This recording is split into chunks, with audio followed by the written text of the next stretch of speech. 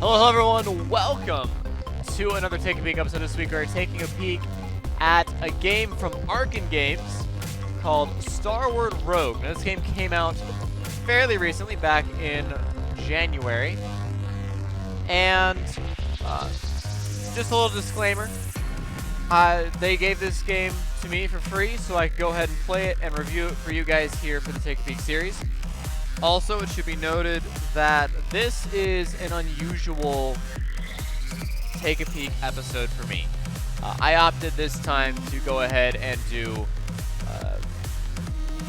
a voiceover. So I'm not playing this in real time for you guys. I played it, I recorded over it, and so I'm here to go and discuss some of the basic game mechanics going on. So we went through the start menu real quick there. It has some pretty straightforward, nothing special options inside the menus. No big deal there. There are a total of 6 different mechs you can choose from. This mech you're seeing right now, the white mech, this is the very first mech. It has the most HP. It's what's recommended for most starters. This is what you should start the game playing, is with this mech. It's very straightforward, very easy to learn. There are also 5 different difficulty settings, giving this game quite a bit of variety when it comes to overall trying to figure out like what do you want to play, so you can jump in and play as one mech on easy and another mech on very hard, and just however it feels comfortable to you. A lot of stuff is happening really fast here, and I'm going to go and try to explain it more in detail the further we get into. Right now we're talking about bosses. So there are a lot of different bosses and a lot of different boss fights in Starward Rogue. They're all, as you can tell, Bullet Hell-ish. Starward Rogue is a roguelite, not roguelike. It's a roguelite, L-I-T-E. A roguelite Bullet Hell. And you can see I'm not necessarily the best when it comes to bullet hells, but this is very much so a very interesting take on the roguelite genre. As a whole, coming into this game, I was not expecting anything. I don't like bullet hells. You guys know I do not play bullet hells, and I do not like bullet hells. I also don't play too terribly many roguelikes or roguelites these days. However, this game has piqued my interest. I went into it with 0 expectations, and honestly, I have been just super impressed by this game. But more on that later. So as you go through the game, you defeat enemies and gain experience in the upper left-hand corner. The green bar is where you gain experience. The red bar is your HP. Blue is your shields. Below that is your health shards. Let's see if we can see one here soon. Yes, we will see a health chart here soon. And then you have keys and credits. So what we just opened there, the red thing, is a chest. Picked up some missiles, you can see on the bottom left. And then the glowing thing we just shot with the missile, that gives off a health shard. You collect 8 of those health shards, and your health is permanently increased by 1. There are a variety of different things you can do to increase and decrease your health over time. But again, more on that a little bit later. Right now we're fighting a mini-boss. The mini-bosses in this game appear, I won't say randomly. Everything's procedurally generated. It's a procedurally generated game. But the mini-boss, in of itself, typically are guarding stronger rooms. They're guarding shops. They're guarding stuff that you want to get through. So if you want to get to the mini-bosses, you have to actually, or you want to get to the shops, you have to go through the mini-bosses. The mini-bosses are typically pretty difficult, but as you saw there, we went through Hunter really fast. Hunter's the easiest mini-boss in my opinion, and the mini-bosses really bring an interesting aspect of the game. This game is a lot like the Binding of Issac. So if you think about the Binding of Issac, you have different floors, different dungeons. Here we go. Now we're entering floor 2. You can see statistics of what we're doing. And you can see it's 2 of 5. So at the beginning of new floors, floor 2 and onwards, you get quests like this one right here. And you also often get new items that you can choose from. So the recovery module is what we had. The hardening module is what we had to choose. If we wanted to choose it, we had a choice there, and obviously I went for it. The wall that just blew up on the right there, so that is a secret room. These secret rooms come in 2 different types. This one is a health sacrifice room. So you sacrifice some of your health. You can never sacrifice all of your health, but you can sacrifice some of your health in order to get special upgrades. There's also special item rooms, and those are free items. So right here, we're going through just a series of bosses. You can see a wide variety of bosses exist in this game. And we're going to go and look at Invader here. Now, Invader is one of my favorite bosses. They're also very frustrating, but this is kind of more late game. So, late game with the purple mech, the indigo mech, and you can see we just completely tore up the entire boss fight. Now, usually boss fights do not go this smoothly. They're not that easy. But that one in particular was super late game. This is a different type of boss fight. So technically this is a mini boss, but it's called Condemned. So the Condemned mini bosses are special mini bosses that their health goes down over time. However, they have difficult mini boss. They have different things that are going on. You have to dodge bullets most of the time. It is quite literally a bullet hell against the Condemned mini bosses. So at this point, we're going to be looking more at general gameplay. In the gameplay aspect, this game has 2 different types of modes that you can handle with. So, okay, right there, I just blew up one of those things to get a health shard. Sometimes the health shards are destroyed in doing so. Anyways, there's 2 different ways to handle how the game wants to handle. So you can choose to stop on a dime. There's a button in the options that allows you to stop on a dime if you so choose. Or you can play the standard way the game was meant to be played, which is a little bit of momentum. Now, you don't see momentum because I'm not actually running. There is a sprint button that lets you run, just like that, right there. That was sprint. When you sprint, you carry momentum, and it can be a little difficult to control your mech. There's specific upgrades you can see in the attachments in the bottom left. Specific upgrades that can make you sprint more quickly. The faster you sprint, the more momentum you have, and the harder you are to stop. And I think that's a really interesting mechanic to have to play with sometimes.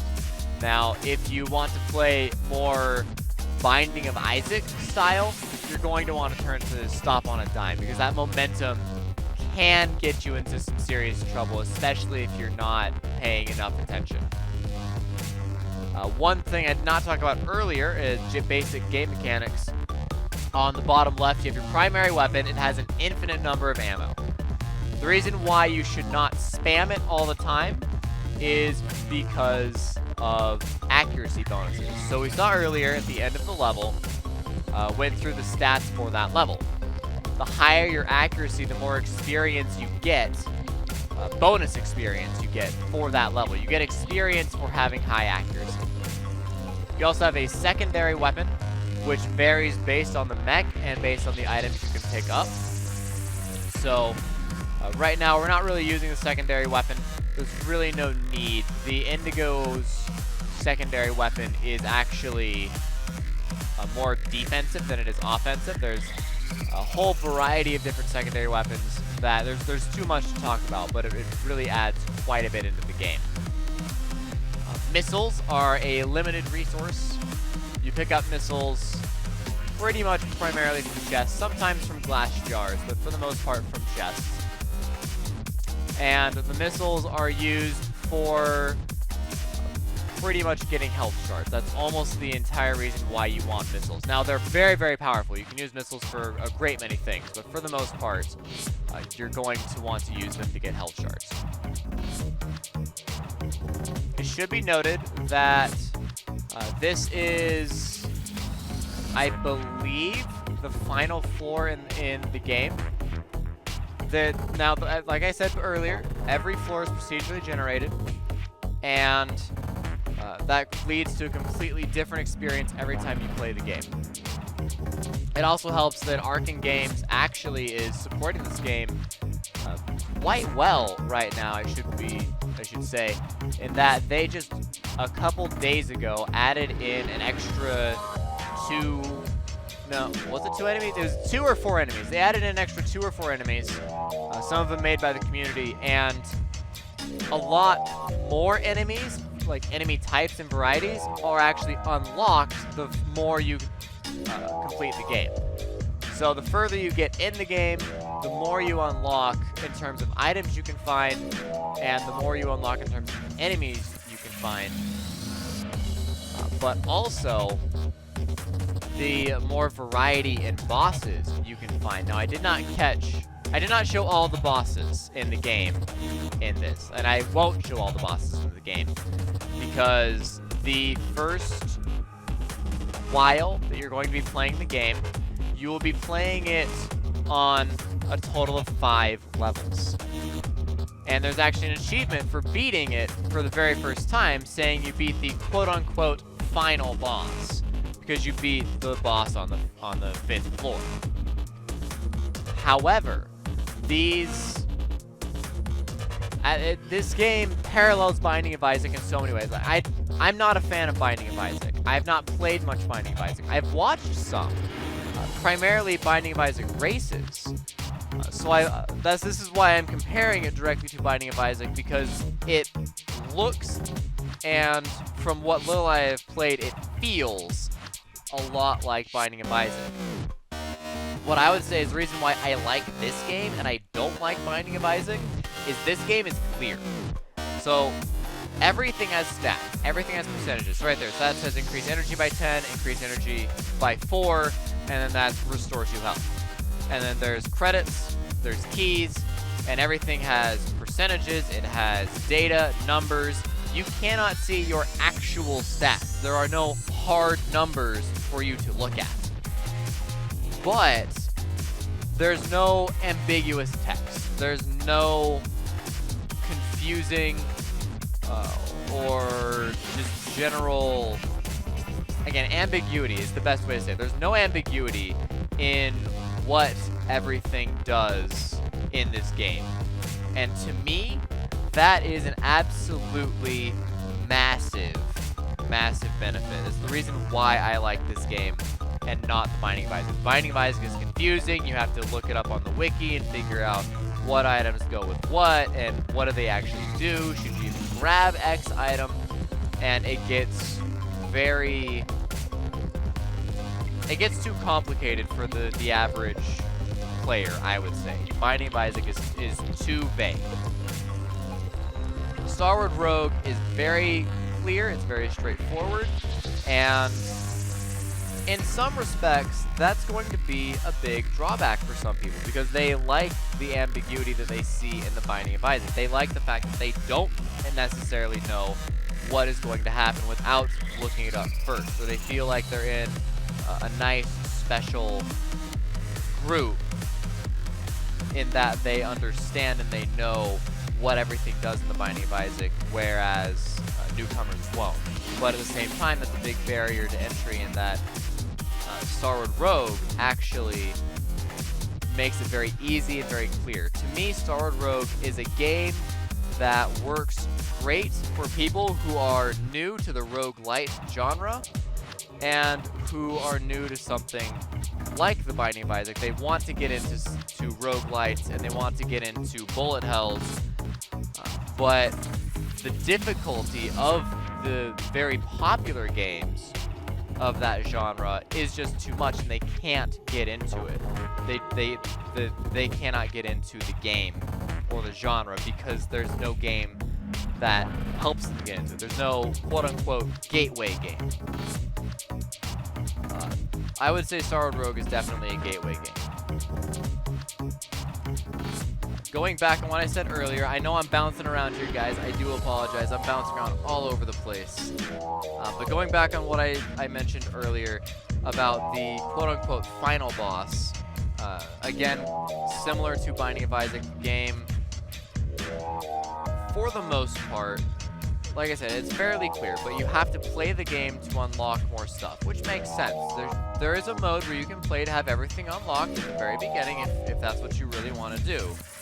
But I recommend playing it the way that the developer intended to play it. It's honestly better to play it as you unlock more enemies, more items. You start with the white mech, and you start with all the mechs, technically. But ideally, you should start with the white mech and learn how to play the game with a lot of health, and then jump in with some of these more complicated mechs, like the Indigo mech. The Indigo mech is very, very different from the white mech, but because it plays in such a different way, it's like playing almost a completely different game, but it plays well. There are very few characters, but every character is balanced well. Eventually, as you play through the game, you'll beat the level 5, the floor 5 boss, and then there's a floor 6 and a floor 7 on top of that are just, if you're familiar with the Binding of Isaac, it's like you play the game and you beat the boss the first time around. It's like, yeah, you beat the game, but oh wait, there's Mega Satan, there's the chest, there's Blue Baby in the chest, there's so many different bosses that you encounter after you have beaten the game once. Starward Rogue is very similar to that. There's so many bosses that you encounter after you've beaten the game once. And once you've beaten it once, it makes it much easier to understand how to play the game and what to look for. There are the consumables that we see in the bottom left here. So the miniature black hole would be one of those consumables. There's other stuff like an EMP. There are one-way walls that you can place and then shoot through, but then you're protected on the other side. Your opponents won't be able to shoot back through that. And the tactical nukes, there's a huge array of consumable items you can use in the game that honestly, they honestly make the game much more interesting. Like Code Annihilate, so destroy everything in the room. Or damage everything in the room, sorry. Code Annihilate is damage everything in the room. That's what was used against, and this is a consumable shot, that was what was used against Invader, that used my damage against everything in the room, which is why all those guys just immediately died. Consumables are very, very powerful. We're picking the one-way barricade, again, very, very powerful items, including a scrap shield, as well as what we're also using. But that's going to go away here real quick. So, with Starward Rogue, I would honestly say that I had way more fun with this game than I ever expected to have. Like I said, I never expected to actually enjoy this game. I don't enjoy the Binding of Isaac. I don't enjoy Bullet Hells. But this game, I actually did thoroughly enjoy playing through it. I thoroughly enjoyed beating the game. And the thrill of beating it on my very first playthrough was just unbelievable. I absolutely loved it. So, I would say with this game, for your hardcore roguelite fans, for the fans that are really hardcore into games like the Binding of Isaac, this game will be very different. So this will be very much so easier, but harder at the same time. If you're not accustomed to Bullet Hells, it's going to definitely be harder. But if you are accustomed to Bullet Hells, but you're not accustomed to roguelites, you'll probably fare better in this game than if you were just accustomed to roguelites.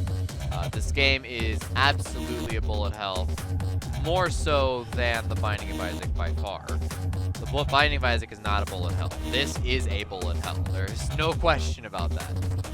I'm late enough in the game that it's difficult to necessarily see that this is a bullet hell, but look at how many bullets we're shooting out, and then look at how many bullets that some of these enemies are shooting out as well back at us in some of these rooms. There's honestly a great deal of chaos going on.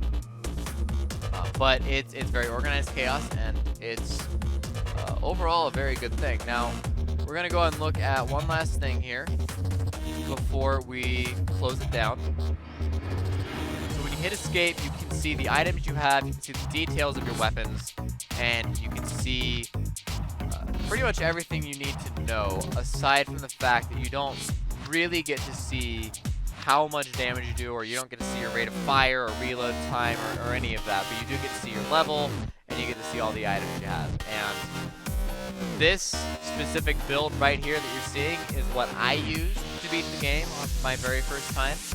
That being said, there are so many different things, so many different items you can find in the game that you are not limited by what you are seeing here. This is not the end-all, be-all, best build in the game. In fact, I barely beat the final boss with this setup. However, you're not going to be able to see the final boss. I went ahead and cut that out because I don't want to spoil that for you guys. It was a great amount of fun. Absolutely loved the game. The rating I will give it, and I have deliberated on this for some time. I was originally going to give it an 8.5, but I decided I'm actually going to go ahead and give it an 8 out of 10, not an 8.5. The reason why I would give it an 8 instead of an 8.5 is I absolutely love this game. It has a lot of replayability with all the different mechs and all the different types of enemies and weapons and difficulty levels. There's tons and tons of replayability, but it's not, to me, it's still a very small game. There's a lot more they could do with it, and I hope they do more with it in the future. So, we're going to go and end it there, guys. There's a lot I want to say about this game. I could go on for a very long time about this game. There is honestly a great deal of content in the game, but that's my opinion of the game. That's some basic information about the game. If you like the Binding of Issac, pick it up. If you like Bullet Hells, pick it up. It's a fun game, it's a solid game, and I highly recommend it. And that's going to be it for the episode, guys. So, if you like the video, give it a like, subscribe to the channel, and share this with your friends. As always, thank you guys for watching, and I will see you next time with another Take a Peek episode. Thanks for watching, DFTBA.